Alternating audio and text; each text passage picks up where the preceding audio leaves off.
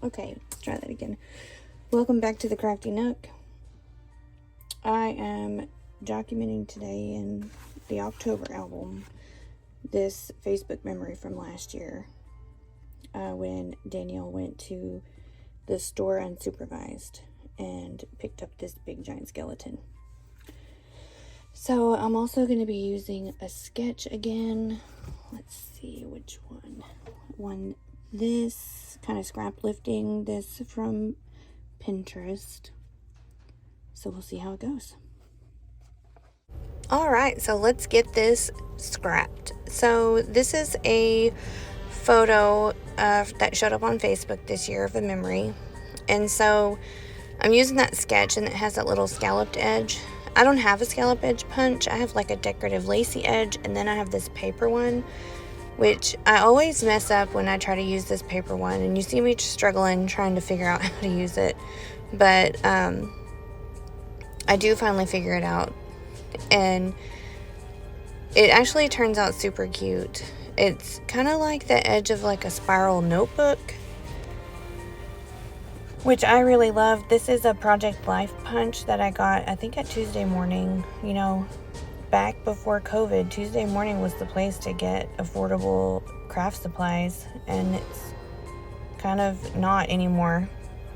Anyway, so I'm just punching a hole for the border, and then I'm trying to figure out how to make it look like it was ripped, so I just rip it, and then I end up kind of distressing it a little bit on the table and with the side of my hand to make it look like it got pulled out of a binder, kind of give it a little bit of a distressed look type situation.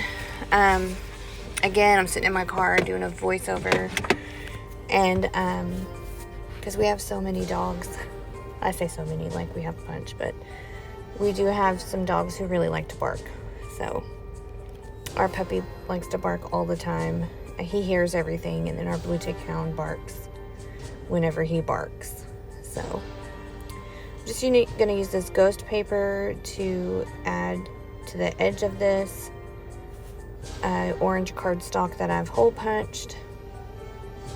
I think this ghost paper I got at Joann's in their open paper area.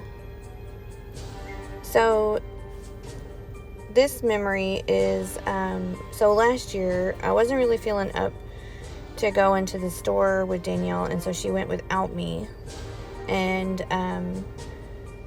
she ended up coming home with this skeleton. And this is a screenshot that she posted on Facebook of a text conversation between the two of us, and she was like, I picked up a friend on the way home, and I said it looked like he could use a bite or two to eat.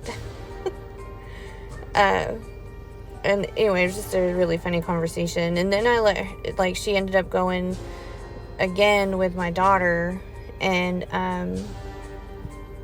came home with a giant ghoul named Patricia. And so this is Steve the skeleton, and then we have Patricia, and so she's no longer allowed to go to the store during spooky season unsupervised. So I'm trying to, that sketch had like a title and then a watermelon icon, piece of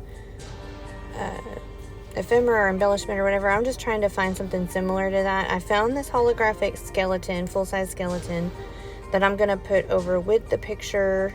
And so then I found this trick or treat, and I thought I would use that as the title. And so I was trying to pull out, use the icon with the title, and I decided that it's just going to be too much. So I do flick through and, audition several of these trying to find the right one. And then I pull out the sticker sheet trying to do the same. And then I thought about using that little skeleton, but it was more of a distressed kind of cream color, and the photo is white. So I went back to the holographic one, and I decided to just embrace the hollow and cut this apart. And so my title is going to use the trick and the treat. And I think it's going to be all trick, no treat. Because she tricked me with that skeleton.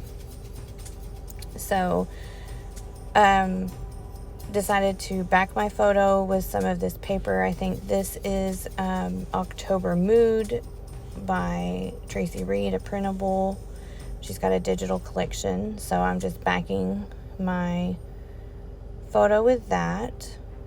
And then I think I pick up some other scraps from my desk or from the side of me, because this day I did like 4 spreads all at once trying to catch up.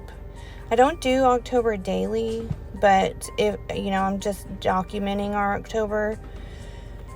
And like, we picked our costumes out finally, and so I wanted to document that. We got some toys for the dog, some little Halloween toys, and he destroyed them, but I wanted to document that. And then this memory showed up, and then all of our spooky decor. So it all happened all like back to back, and so I wanted to get it in there this weekend while I had an opportunity, because I only had one assignment due for homework this week. So this is me just gluing everything down with my tape runner, which seems to be the bane of my existence. I don't really know what I'm doing wrong, but I've gone through 2 full tape runners in a weekend, which is crazy. I've just been busting out all of these October layouts, and it's satisfying. It's very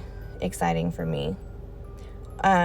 Although I do think that I'm more of a pocket page kind of person. I'm realizing that now, but the sketches are helping. So I'm pulling out these excuse me, these letters, these holographic letters. They're some, I don't remember, Daydream maybe? That's probably wrong. That sounds wrong. I don't know.